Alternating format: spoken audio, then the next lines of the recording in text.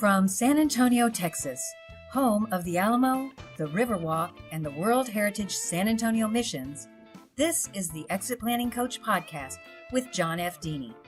Designed to help advisors who work with business owners, John talks with top professionals in the exit planning field about best practices, marketing tips, and how to be more effective when working with owners.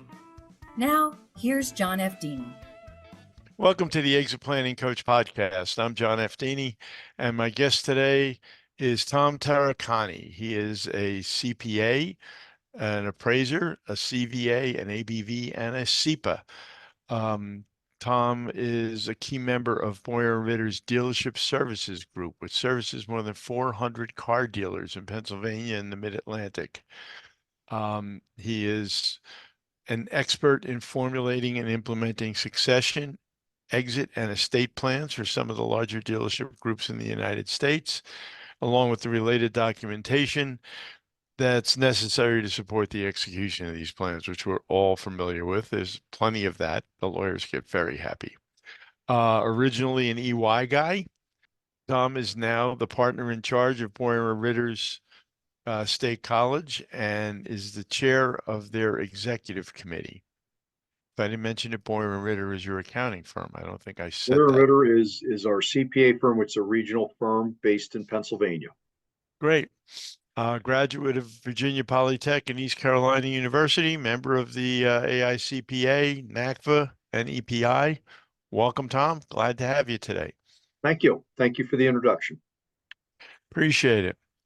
Let me ask you the same question I start out with everybody. How did you get into this? Not accounting. Accounting, I assume you made a fairly early decision to head in that direction, but how'd you wind up with car dealers? Well, it goes, obviously, like a lot of things, it goes back to growing up. I have no excuse. I'm a legacy. My father was a practicing CPA. In 1962, he broke off and started his own firm from scratch. And so when I was in high school, and it was predominantly a tax practice. So when I was in high school, during the spring, I had the joy of going in and helping process returns. Back in the day, my father didn't actually like to sign returns because back then they were just getting into the computers. So I actually signed a lot of returns with his name for several years while I was in high school. I assume since you're bringing that up, the statute of limitations has expired. Yeah, I think so. Okay. But the funny thing is of course I was an athlete in high school and aspired to play college football. And along those lines, my complete focus was going into sports broadcasting. And I was offered a full ride to Syracuse to play football and accepted it, only to find out that the world of college athletics, even in the 1980s, is a little different. And, I learned one of life's first lessons is you got to pick yourself up sometimes. And it didn't work out like I hoped. And I ended up at Virginia Tech, and they required us to declare a major, and they didn't have sports broadcasting. So I just went in to business, and they said, no, you need to pick a major within business. And of course, so my dad's an accountant, so I'll just go into accounting. And I don't think there was much more thought of it than that at the time. It's funny. I have a degree in accounting, and I finished nights, and I was a salesman during the day. And when I finished and got my degree, I was all excited, and I went to our CPA firm that did our company's tax returns, and I said, I'm here, I'm ready. I want to start on my path to be a certified public accountant. And they informed me of how much they paid entry-level accountants. And I said, but I'm making 3 times that, and I have a house and a dog and all kinds of things. That was the end of my CPA career right there. So as far as getting into the business, I was started at Arthur Young, was there through the merger in Charlotte, and decided to get out of that world and move back in with my father, who was still practicing late in his career, and he had retained, probably a core book of business of maybe his 20 most important clients that he built up through the years, and had transferred other work out to others. My father was like his whole generation was hands-on and did things. He didn't like to delegate. which is unfortunately a habit that I did acquire, which is not a good habit. But what was interesting in the early 1990s when I came in to work with him, he basically said to me, I have some good clients. You have your whole career ahead of you. The smartest thing you can do is get involved in the next generation and work with them because my age, my peers aren't going to be there. So that's really early in my career. I was fortunate to have kind of been pushed into that of saying, you've got to figure out a help a path to Hmm. to bond with these good clients. And more importantly, which is still true today, is why not make sure you're sitting at the table helping your best clients transition the wealth to the next generation and or out, because they are your best clients and you hope they'll always be your best clients, whether it's that business or some other asset they may have purchased. So I got into valuation, business valuation that way, because at first we were hiring others to come in and do the work. I was doing all the legwork and they were getting as much paid as much as I was. So that's no greater thinking than to just like, hey, I can do that. And so in the early 1990s, I went out when NACFA first started and I got certified. And I'm still a practice partner. I'm focused on taxation and strategies for minimization and things, but valuation became a part and parcel to what I do, and it's worked out really well for myself professionally and or our firm, where we have a 90-year-old firm with a lot of legacy clients. Right. And car dealers, how did that wind up Well, the in your firm lap? had an emphasis. My father had of his say 20 clients that he had, three of them were car dealers. Okay. And the firm, Boyer and Ritter, has had a very rich tradition through many, many years of servicing car dealers. Hmm. And so it was a natural alignment when we merged in with Boyer and Ritter. But the real car dealer emphasis and strength is really a Boyer and Ritter focus, and it has been for many, many years.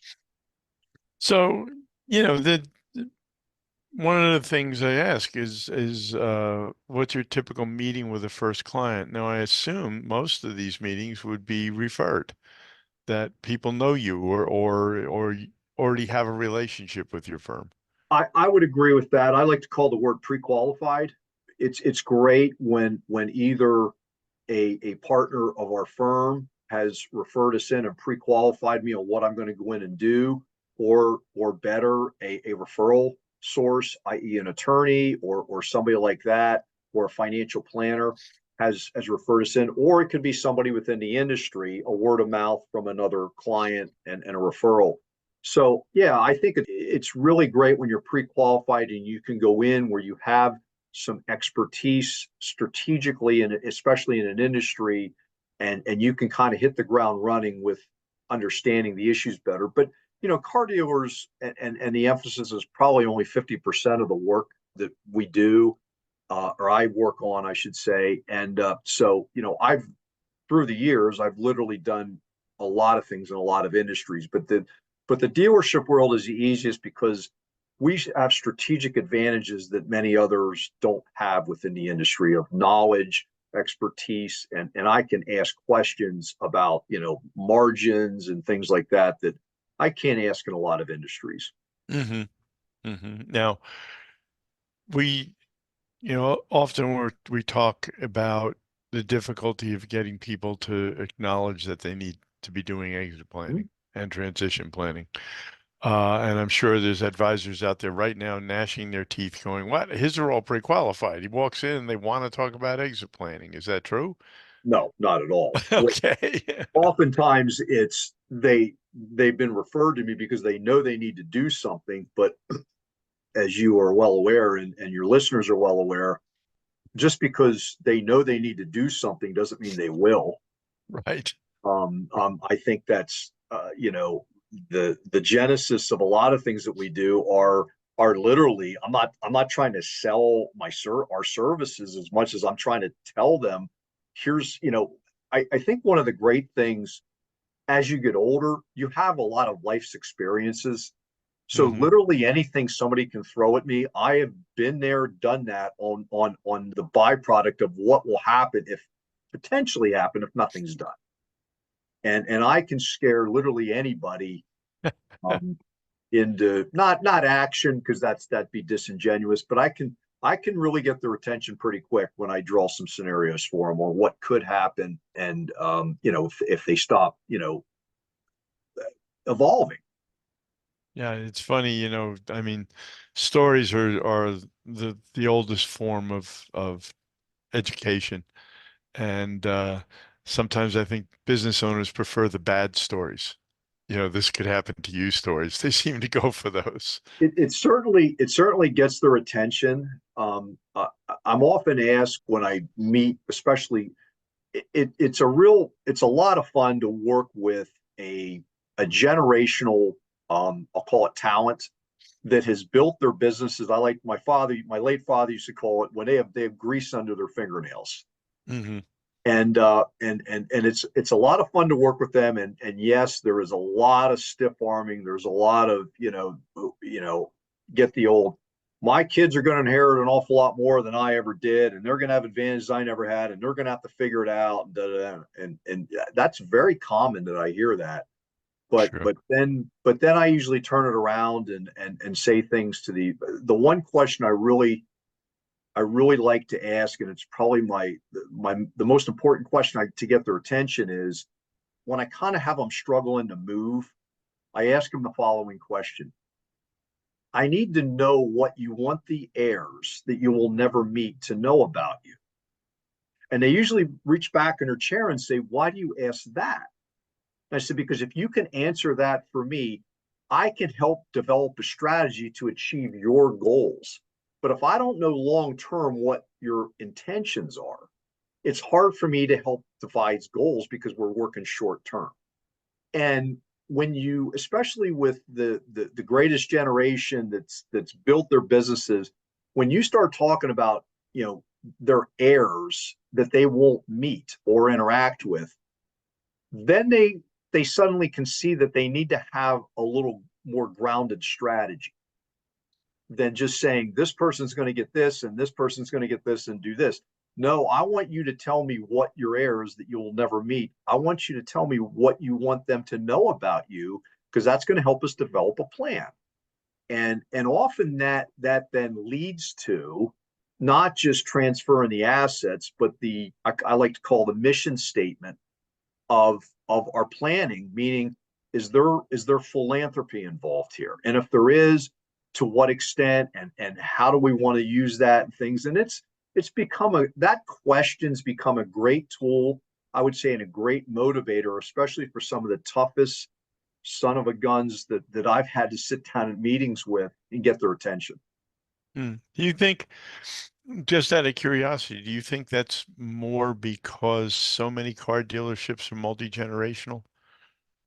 Yeah, but I deal with a lot of businesses that are generational, and one of the things that I'm trying to get at is how important is it for you to see the name on the door or whatever it is continue into perpetuity? Because what I'm really trying to get them to focus on is that that we want to get best practices implemented to either increase the value Hmm. so you can sell it, or B, we want to get best practices involved, especially if you want to successfully transition this business, because the infrastructure has to survive what you see in front of you being your most likely successors.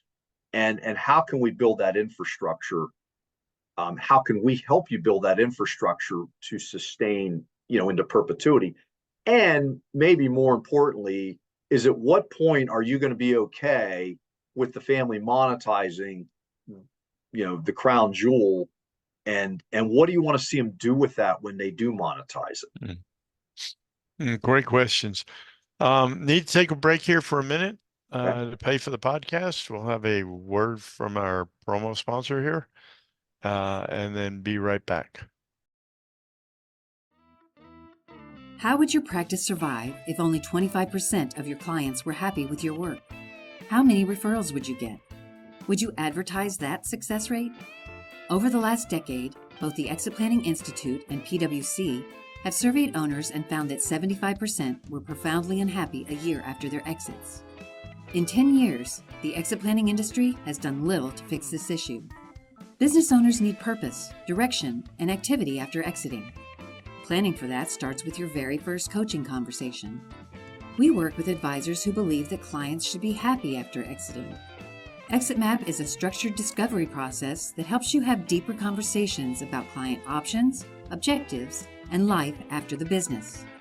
We help you launch better transitions. Take a test drive at exitmap.com. Welcome back.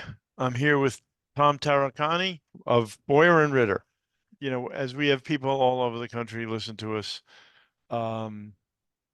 you know, some are dealing with car dealerships and could use some expertise. And I really want to get next to the valuation question. But first, give us some contact information. Of course, it'll be on the podcast when we put it out, but just if people are listening in their car or something. Well, I would hope that our website, CPABR.com, CPABR.com is the genesis of dissemination of information. That's what it's set up. That's what it's there for. My contact information's on there. There's some, there's a few periodicals and articles, and so hopefully that's the best place to get it. But obviously, I'm linked on there with my email, and do enjoy interacting with other professionals around the country that maybe not have had the joy of the experience that I've had. Great, thank you very much. Valuation. We were talking before we got on air a little bit about that, and it's really interesting. You know, we've had so many businesses that were hurt in COVID, and then so many businesses that did splendidly well because of the flood of money that went into it. Your core industry there in automobile dealerships is one of the ones that did really well, but it poses a problem for valuation, doesn't it? Yeah, well, it's been an interesting paradox. Literally every day we get a cold call. It can be a client or it can be a cold call of, I need the company valued. And of course, the next question is, for what purpose? Right. And so the interesting thing that I always like to say is, as CPAs, we like to look in the rearview mirror to figure out where we're going. So we always like to look back 3 to 5 years to figure out where we're going, because we want something to rely on. We want something we can count on. So we're looking in that rearview mirror, and I like to say that if you get too focused in that rearview mirror, you're going to wreck. You're going to wreck the car. Mm-hmm. Contrary to when I run into the investment bankers that I deal with, they really don't look in the rearview mirror at all. All they care about is where they're going. And we always say that if you don't look back, you can't figure out where you're going. So we have that inherent conflict. But I think the auto dealership industry and other industries that we've worked with, some construction contractors, some other things, they've seen significant changes, and looking back 3 to 5 years is good or bad, may not be indicative of the future. So what we're doing, especially with car dealers right now, we started seeing a softening in October of 2023, and that's been pervasive into 2024. So right now, if somebody comes to me and says, we would like to transfer some stock or do some gifting or whatever it's going to be, I almost always tell them we want to get as far into 24 as we can, because we want to use the 24 base, when we look back. But the last 3 years are, we've seen historically in the dealership world, I think going back 30 or 40 years, the average gross profit pre-tax has been about 2 to 2.5%. Mm-hmm. And in the last 3.5 to 4 years, we've seen it easily as high as double that. It's not sustainable. And now we're seeing that. So when you're valuing something, you can't ignore the IRS won't let you ignore the very strong results and tell them that no, things are going to be different in the future. You have to reconcile the two. So They one of the don't? biggest, Oh, yeah, one, and I've been there. And you know what? When you get older, you have life's experiences. I can tell you, I valued a Ford store in October of 2008. And of course, pretty uh, low. General Motors and Chrysler both declared bankruptcy in early October of '08. Ford never did, but at the time you didn't know it.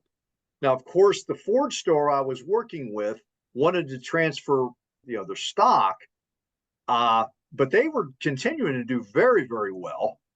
And so, of course, we do the valuation, we do the gift.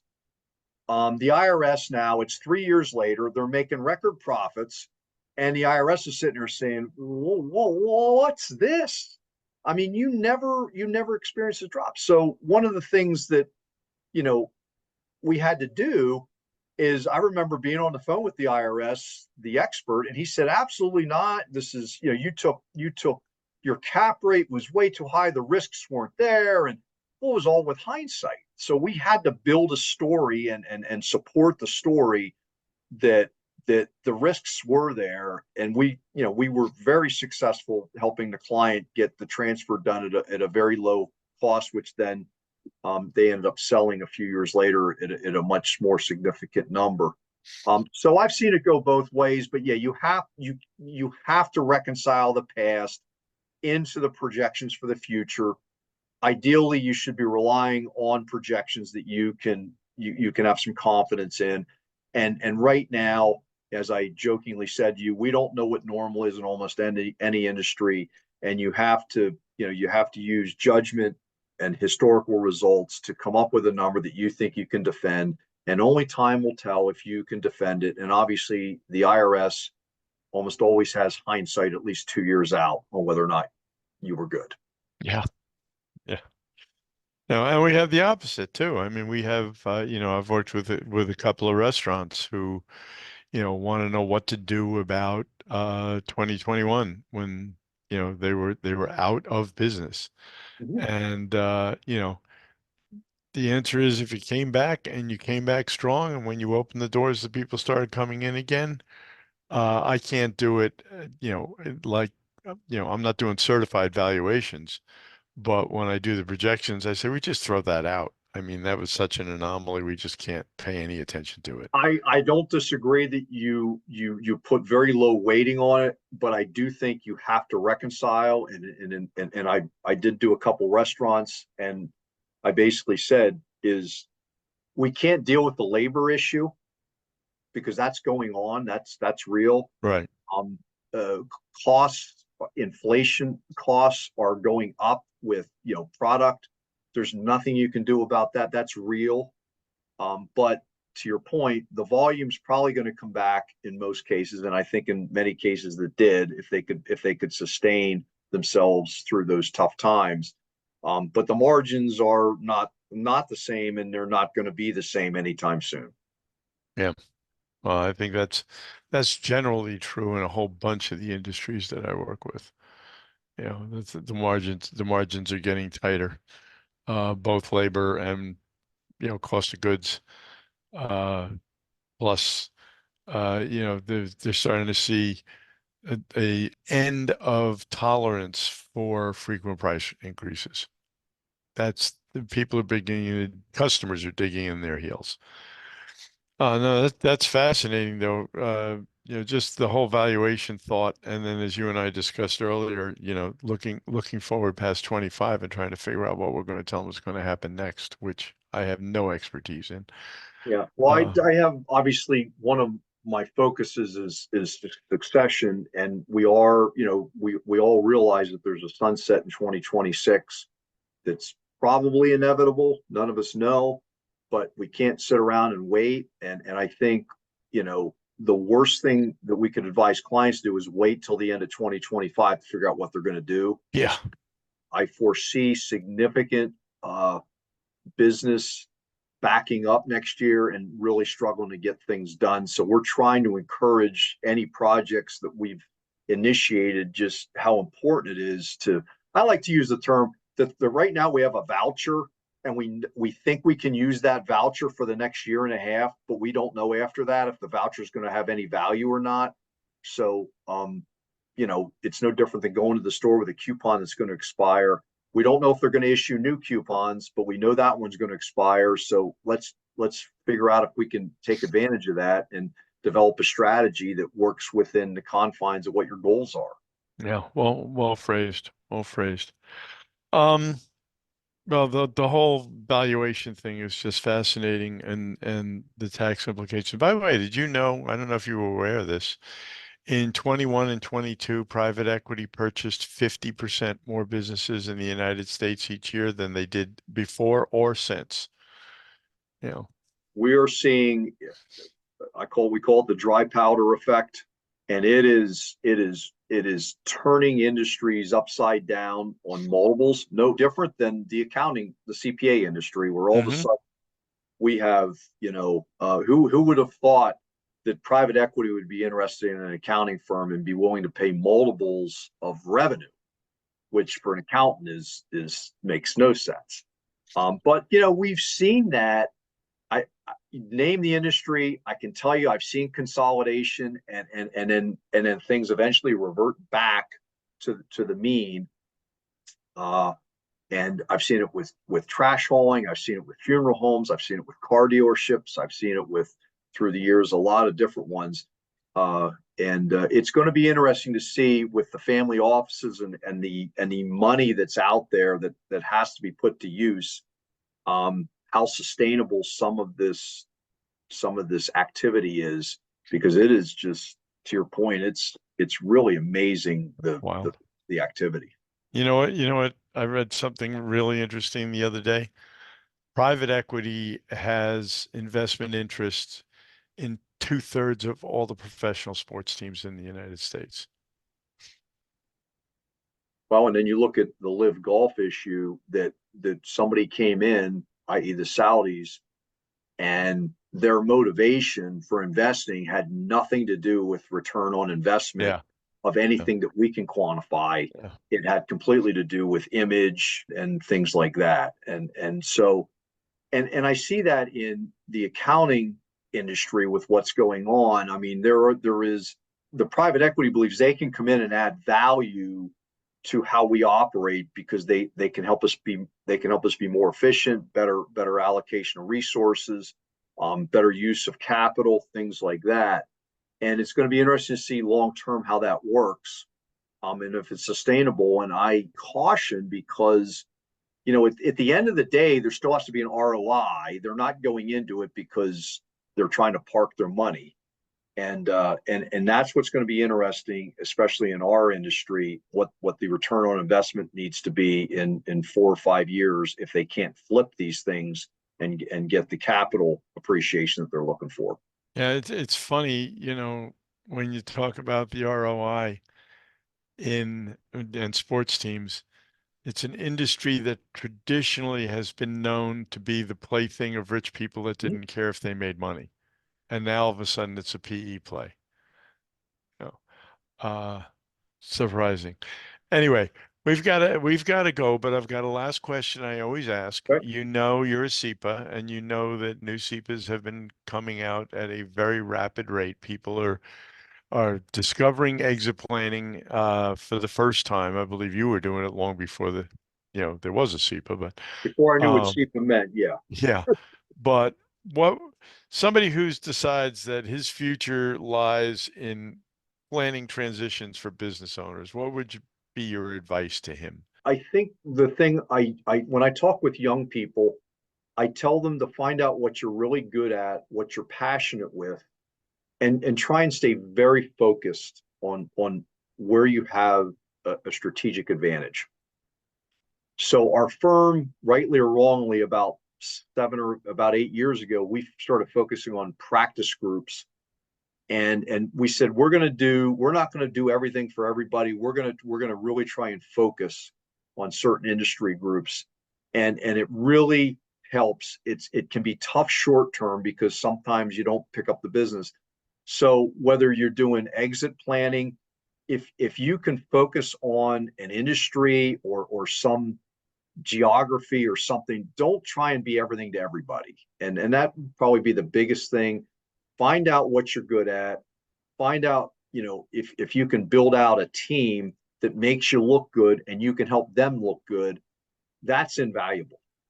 That's invaluable. And when you can find, I know in my case, when I can find an attorney that is way smarter than I am and 4 or 5 steps ahead of me, or I can find another professional that can see around corners better than I can, boy, I want them on our team, and I want them to have more work because it makes me look good when I bring them in. And then hopefully, if you can do that, the reciprocity will come back. But I would say, just try not to be everything to everybody, because it's just so hard, especially when you're starting out in the business. So if you have a competitive advantage in an industry or something, focus on that and figure out how you can exploit that relationship. And if it's an industry, find out who the attorneys are that are really good in that industry and try and get in with them, or the investment bankers, whoever it would be. Because as I found out, is everybody wants to look good and everybody wants to be successful, and you just can't be everything to everybody, especially in this climate that we have right now. Great advice. Great advice. Thank you very much, Tom Taricani from Boyer and Ritter. I really appreciate it. And Tom, I hope we get to have you back sometime. Okay, look But forward to it. thank you for spending the time with us today. Okay, thank you. Have a good one.